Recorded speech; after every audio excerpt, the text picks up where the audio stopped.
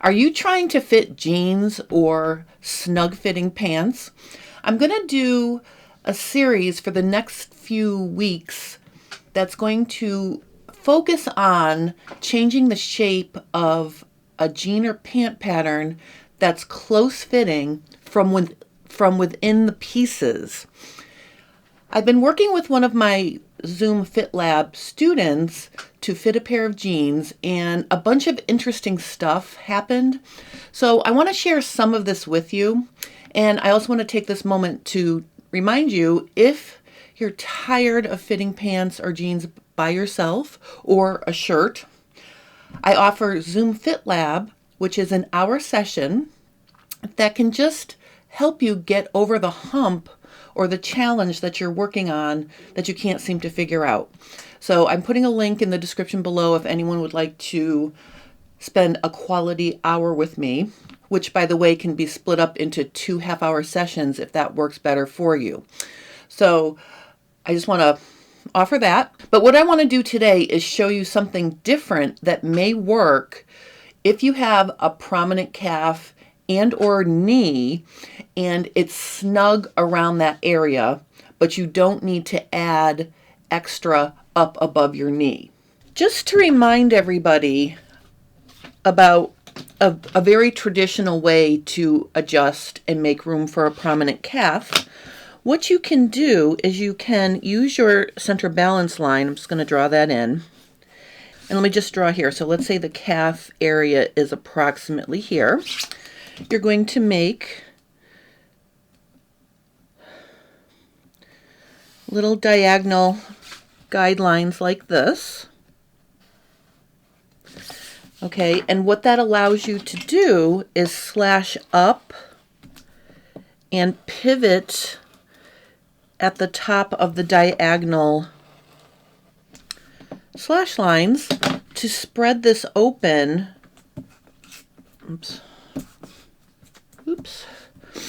To spread this open and make room for a prominent calf like this. And I'm not going to tape it shut. I just want to talk about it for a second. So I'm going to use some of my sew tights here just to hold it in place. I'm not going to tape it. I just want to share with you. This type of calf adjustment makes room in the calf, but it's also adding to the leg above the calf, and it makes the hem wider as well.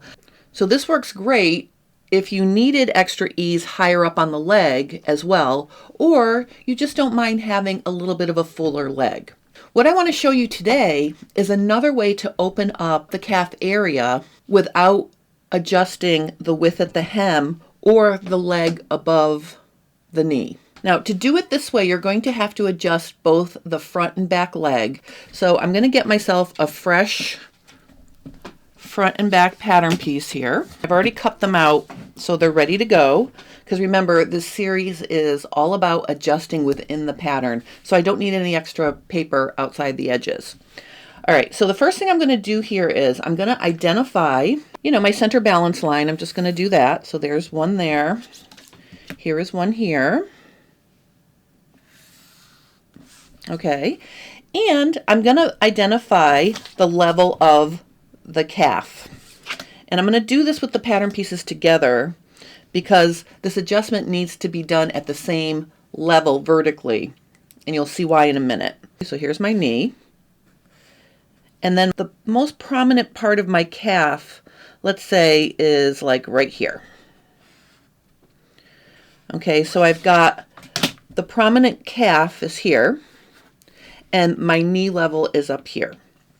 So the first thing I'm going to do, remember, I don't want to affect above the knee, so I'm going to cut those off to start.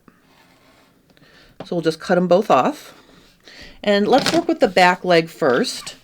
What I'm going to do here is I'm going to cut through at the calf level as well, and I'm going to make hinges up to the top and bottom of these two pieces. So down to the hem will be a hinge, and at the top of this upper piece will be a hinge. And what I'm going to do here is that I'm going to spread it the amount I need to add width to my calf. Then I'm going to spread this bottom piece a like amount, but notice when I spread, it breaks my side and inseam. So I'm actually going to overlap this piece like this.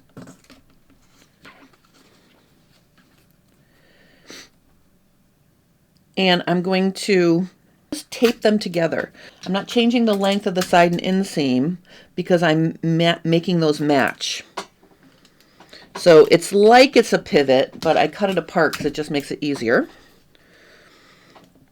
Okay, so what you're going to see here is I've added room in the calf back to nothing at the knee. Now, if you need room at the knee as well, you can just make your top line a little bit higher, and then it can include giving room to your knee.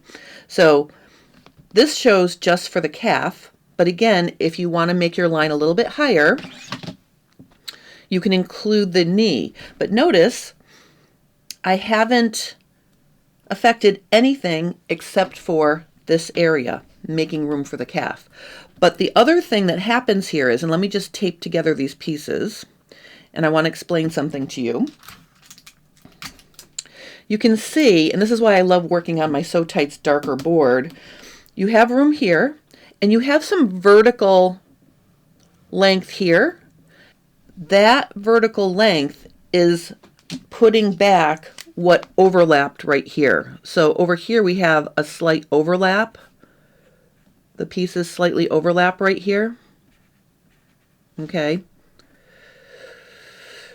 Okay, so where it overlaps here is being put back by the spread pieces there. So essentially all I've really done here is I've created a slight bend in my side and inseam. Now, if you're making pants that are not a contoured fit, meaning they don't touch you along your leg, this might not hang properly. But if you're working on a fitted, like a skinny jean or just a really fitted jean or a really fitted slim leg pant, this can help contour around your calf. But remember, because I did it here, I also want to do it in the front so the side and inseam sew together nicely. You don't want to sew a curved edge to a straight edge. And I'm going to basically do the same thing again here. I'm going to cut across the horizontal line. I'm going to make pivots at the top and bottom of this lower piece. And in the front, you don't have to make as much room. You just need to create a similar shape to the back because you don't have a calf in the front of your leg. So you can see here as I spread this one, I'm just making it a little bit less. But the fact that it's got that little bit of a curve will make it sew together better with the back leg. And I'm just going to tape this together. And then I'm going to put this back. Okay, so you can see in the front, it's not as obvious, but you have created a little bit of a curve in there. And when you sew these together on a fitted leg, this will give you room for your calf if the fabric is hugging your calf. Also, I just want to talk about one other thing that can happen with calves. Sometimes you get a puddle on top of your calf because it's too tight and it won't let the fabric drape past your calf to the hem. This will fix that. So if you're tight in the calf, it will loosen that ease around horizontally, and it will also allow the fabric to fall past the calf to the hem in a nice smooth manner. So it will make it look nicer. Now with anything, you're going to want to walk your side and inseams and make sure they still match. And if they don't, I would make adjustments down at the hem. And the other thing I want to just point out here, I'm going to just stick a little piece of paper here. You might get a slight dip in your hem.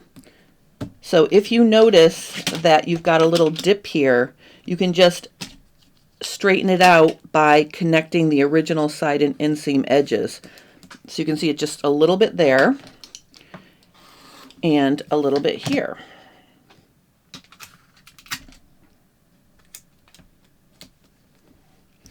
All right, so I can just connect this here and I can connect this here.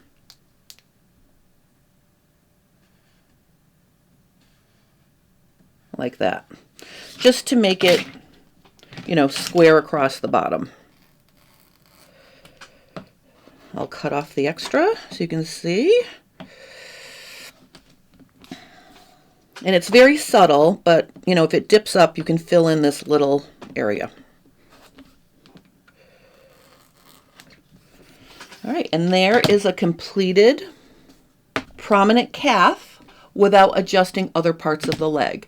Now, this does double as a subscriber Q&A because I did get a question from somebody who wanted to know how to adjust prominent calf without making the whole leg bigger or wider. So I hope this helps, and if you need extra room in the lower part of your leg, I hope this helps you.